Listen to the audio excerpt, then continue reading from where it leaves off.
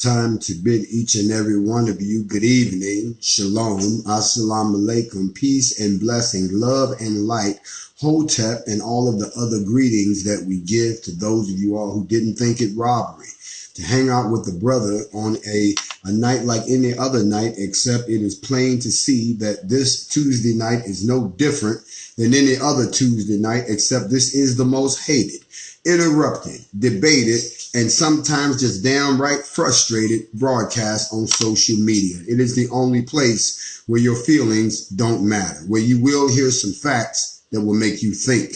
This is the world famous Factz over feelings. I am the official, the real, the original, often hated, never duplicated. Some people wish that I had gotten evacuated. Grandmaster J in your ear hole, not to be confused with a bunch of the other so-called teachers who like to talk at you. I come to talk to you. They want to talk about you. I come to get with you. They want to get something from you. I come to join with you. We have come here tonight because this is the final, and thank the maker that we hear. All praise be to the Most High. You have made it to the end of the 8-part series that we call the Nephilim and the Pyramid of the Apocalypse, the book based off that by Patrick Heron, if you've been following along, backed up by principal text of the first book of Enoch with Yahweh's name restored, the book of Jubilee with Yahweh's name restored, the book of Yashar with Yahweh's name restored, the Torah, of course, in its original Hebrew,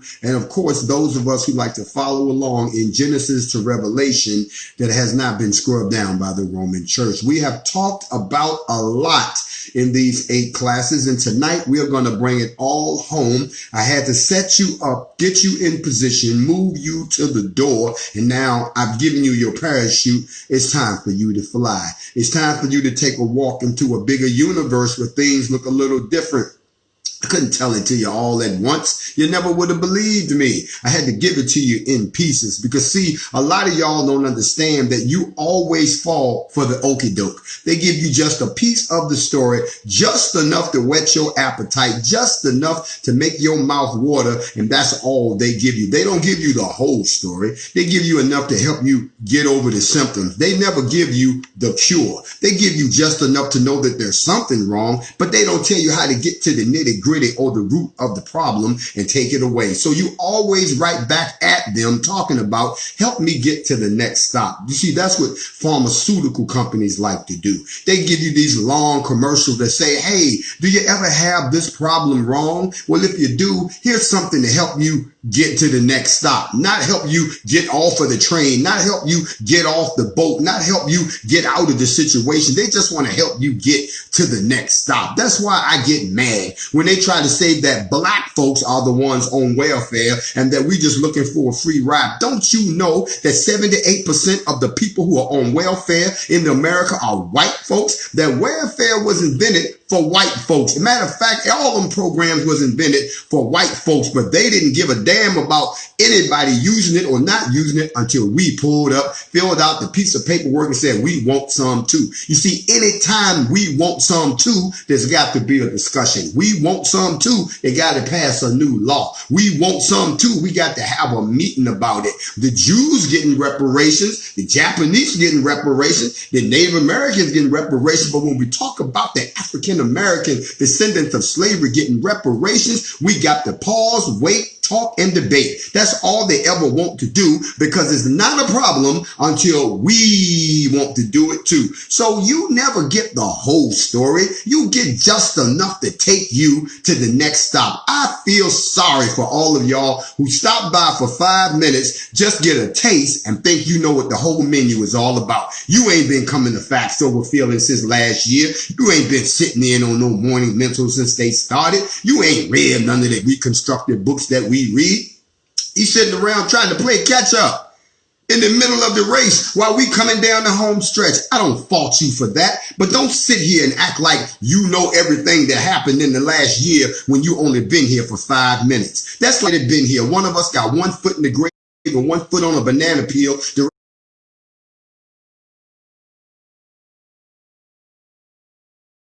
of us skateboarding to the doors of hell. You ain't got nothing figured out because the only way you can get wisdom, time to accumulate wisdom, you can't can't learn wisdom. You can't take a crash course in wisdom. You can't go ease your way to wisdom. You can't. The way you can get to wisdom is having some more time on the clock. That's time to. You see, the only thing that you can't get is a couple more minutes. You're only in the world. You can have all the fame in the world. You can be the smoothest, surgically transplanted, but one thing you ain't gonna get is another second. When it's over, it's over. And you're gonna be laying there wishing that your time he has given you. So when you waste time and your hands are idle, that is an insult to the Creator. When you value your time, when you walk into the job and say, look at here, you know what I was thinking last night, and $7.25 is not worth the time of my life. My life is worth more than that, and I believe you should pay me more than that. But since you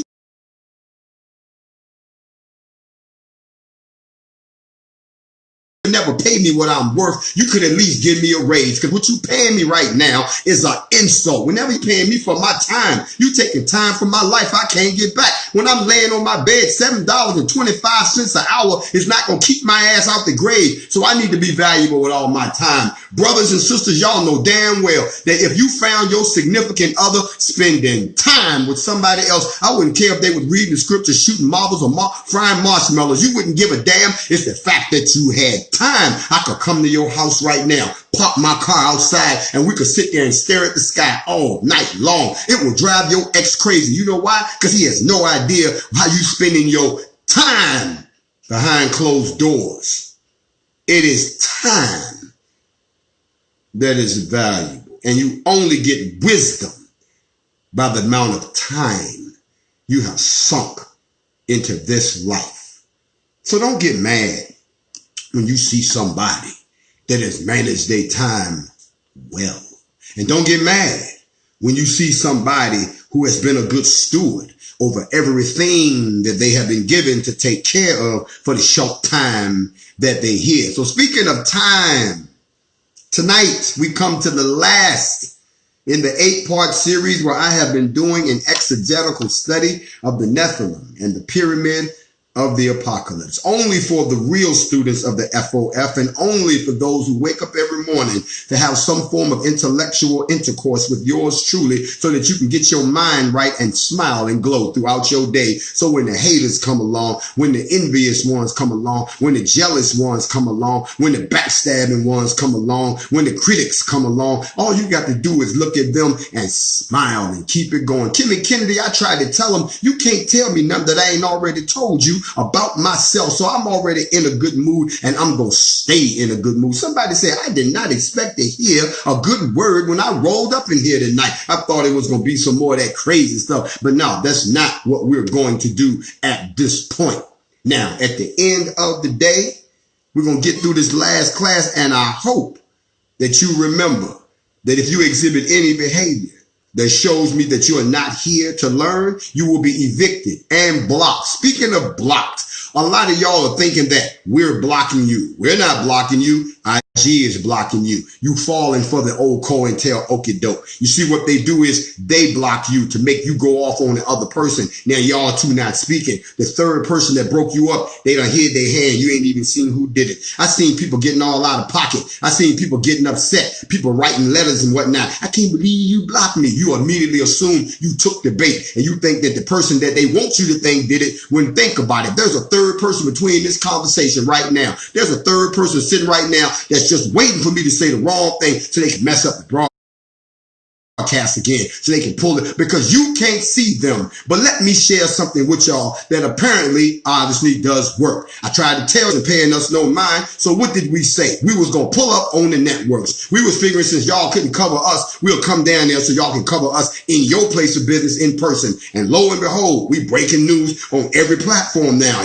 Everybody got a story by NFAC now, because don't nobody want NFAC at their front door talking about, can you talk about us now? Can you tell the truth about us now? Can you stop messing up our name now? Can you stop calling us terrorists now? Can you stop calling us a hate group now? Can you stop saying that we're not trained? Can you stop? We can pull up. They didn't want that smoke, so guess what? Now we have to say, good job. Now everybody knows the cat is out the bag.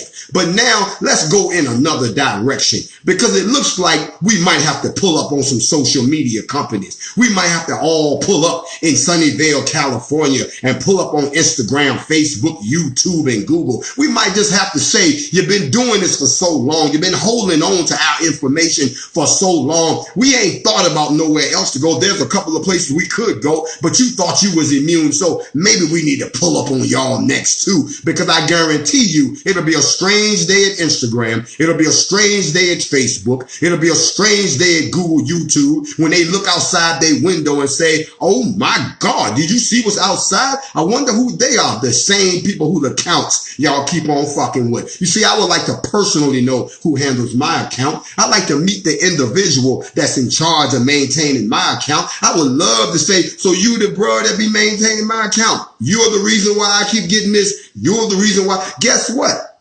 I just wanted to come by and express my appreciation for how you be fucking up my goddamn account. Because the last time you didn't check, bro, I brought some friends with me, and we goes by the name of the Not Fucking Around Coalition. We're going to start off tonight as we close out this series. I hope that you all have ready to take some good notes, because I got some information to give you. You see, they messing with the sound as it is, but we still going to get around that. I want to start off tonight, before we even get into the actual lesson. I want to acknowledge a few things, because I keep telling y'all, it's not going to stop. I told y'all once before, it's not going to stop. And it's not going to stop until we collectively, as a whole, as a people, put an end to it.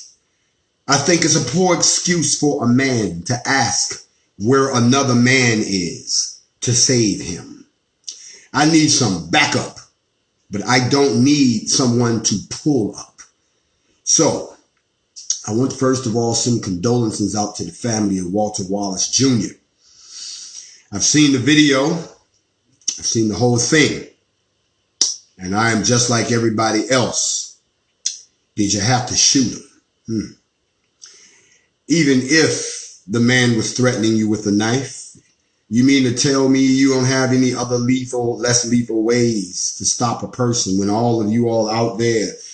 It is because you don't want to practice that. You don't believe in de-escalation. You believe in escalation. You only believe in de-escalation when, and I'm going to say it and y'all can get mad all you want, I'm just telling the truth. Last week I showed y'all that a man with a burning piece of wood, not only did he defy the police, not only did he not get shot when shot at, he set the police car on fire. The police officer rolled out of the car on fire. Backup came, chasing my man down, and all he got was tasered. And most people said if it had been a black person, he would have died right there on the scene. Why? Because you all still don't want to admit that when we tell you that systemic racism does exist and you say it doesn't, we show you time in and time out examples of it. When you see a white person get away with that and a black person shot down like this young man was, that is systemic racism in your face. It hides out in what you think are legitimate systems. That's why it's called systemic racism. When the bank denies you a loan and even gives you a higher interest rate than everybody else, that is systemic racism. It is a system. When you go in to buy a pistol and they didn't ask them nothing, but they want the third degree with you, that's systemic discrimination and racism. So what you all are witnessing is a continuation of racism that a lot of y'all don't want to even acknowledge exists, let alone deal with. So you keep having the same reactions over and over again. They do something, y'all jump in y'all damn emotions, don't think about it, and everybody want to like it's brand new. Oh, I can't believe this. Oh my God. Why you can't believe it? You know how many mothers there are? You know how many fathers there are sitting out there around us? I've been to how many funerals because we couldn't believe it? You know how many videos we done watched where we couldn't believe it? You know how many times we couldn't believe it? It's time for y'all to believe it. And then when some shit happens, the first thing you want to do is, where's so-and-so and so? Where are you?